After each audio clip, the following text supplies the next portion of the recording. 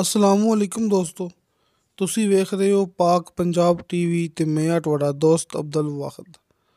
ਦੋਸਤੋ ਮਾਸ਼ਾਅੱਲਾ, ਅੱਜ ਮੈਂ ਤੁਹਾਡੇ ਵਾਸਤੇ ਇਹ ਗੈਰ ਆਬਾਦ ਜ਼ਮੀਨ ਦੋਸਤੋ, ਇਹ 60 ਕਨਾਲ ਗੈਰ ਆਬਾਦ ਜ਼ਮੀਨ ਦੀ ਵੀਡੀਓ ਲੈ ਕੇ ਹਾਜ਼ਰ ਹੋਇਆ। ਇਨਸ਼ਾਅੱਲਾ ਉਮੀਦ ਹੈ ਕਿ ਤੁਹਾਨੂੰ ਇਹ ਬੜੀ ਪਸੰਦ ਆਵੇਗੀ। ਦੋਸਤੋ, ਇਹ 60 ਕਨਾਲ ਦੇ ਹਿਸਾਬ ਨਾਲ ਤਕਰੀਬਨ ਕੋਈ 7.5 ਏਕੜ ਇਹ ਜ਼ਮੀਨ ਬਣਦੀ ਪਈ ਹੈ, ਕਿਉਂਕਿ ਆਪਾਂ ਨੂੰ ਵੀਡੀਓ ਸੈਂਡ ਕੀਤੀ ਡਾਕਟਰ ਸਾਹਿਬ ਨੇ। ਅਤੇ ਇਸ ਵਾਸਤੇ ਜਿਹੜਾ ਕਿ ਆਪਾਂ ਗੱਲ ਕਰਦੇ ਪਏ ਹਾਂ ਕਨਾਲ ਦੀ। ਦੋਸਤੋ, ਡਾਕਟਰ ਸਾਹਿਬ ਅਤੇ ਹਾਜੀ ਇਰਫਾਨ ਸਾਹਿਬ, ਇਹ ਦੋਸਤਾਂ ਨੂੰ ਪਤਾ ਹੈ ਕਿ ਦੋਵੇਂ ਇਕੱਠੇ ਕੰਮ ਕਰਦੇ ਪਏ ਨੇ ਚਕਵਾਲ ਵਾਲੀ ਸਾਈਡ 'ਤੇ। ਅਤੇ ਕਿਸੇ ਮੂਵੀ 'ਤੇ ਨੰਬਰ ਹੁੰਦਾ ਡਾਕਟਰ ਸਾਹਿਬ ਦਾ, ਅਤੇ ਕਿਸੇ ਮੂਵੀ 'ਤੇ ਨੰਬਰ ਹੁੰਦਾ ਹਾਜੀ ਇਰਫਾਨ ਸਾਹਿਬ ਦਾ, ਅਤੇ ਕਿਸੇ ਵੀਡੀਓ 'ਤੇ ਨੰਬਰ ਹੁੰਦਾ ਡਾਕਟਰ ਮੁਨੀਰ ਈਵਾਨ ਸਾਹਿਬ ਦਾ, ਅਤੇ ਕਿਸੇ ਮੂਵੀ 'ਤੇ ਨੰਬਰ ਹੁੰਦਾ ਹਾਜੀ ਇਰਫਾਨ ਸਾਹਿਬ ਦਾ। ਲੇਕਿਨ ਤੁਸੀਂ ਦੋਵਾਂ ਦੇ ਵਿੱਚੋਂ ਜਿਹਨੂੰ ਚਾਹੋ ਕਾਲ ਕਰ ਸਕਦੇ ਜੀ, ਵਟਸਐਪ 'ਤੇ ਮੈਸੇਜ ਕਰ ਸਕਦੇ ਜੀ।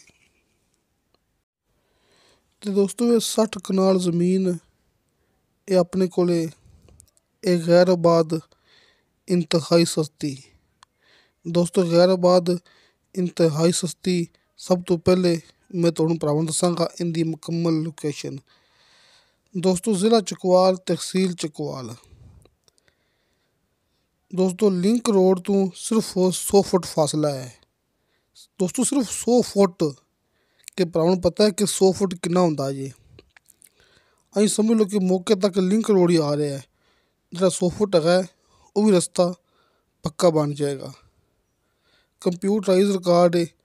ਨੀਚੇ 60 ਫੁੱਟ ਤੋਂ ਬਾਅਦ ਬਿਲਕੁਲ ਸ਼ਰਤੀਆ ਮਿੱਠਾ ਪਾਣੀ ਭਰਾਵਾਂ ਨੂੰ ਮਿਲੇਗਾ।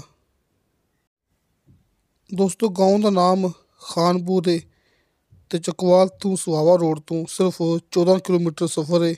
13 ਕਿਲੋ ਦੋਸਤੋ ਮੁਕੰਮਲ ਹੀ, ਬਲਕਿ ਲਿੰਕ ਰੋਡ ਹੈ। ਸਿਰਫ 100 ਫੁੱਟ ਰਸਤਾ ਕੱਚਾ ਹੈ। ਆਬਾਦੀ ਦੇ ਬਿਲਕੁਲ ਕਰੀਬ ਹੈ। ਆਬਾਦੀ ਵੀ ਅਤੇ ਬਿਜਲੀ ਵੀ ਸਿਰਫ ਅੱਧਾ ਕਿਲੋਮੀਟਰ ਦੂਰ ਹੈ ਇਹ ਜ਼ਮੀਨ ਤੋਂ।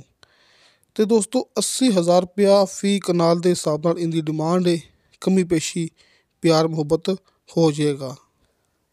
ਬਾਕੀ ਦੋਸਤੋ, ਇਸ ਮੂਵੀ ਦੇ ਸਾਹਮਣੇ ਤੁਹਾਨੂੰ ਹਾਜੀ ਇਰਫਾਨ ਸਾਹਿਬ ਦਾ ਕਾਲ ਐਂਡ ਵਟਸਐਪ ਨੰਬਰ ਨਜ਼ਰ ਆ ਗਿਆ ਹੋਵੇਗਾ।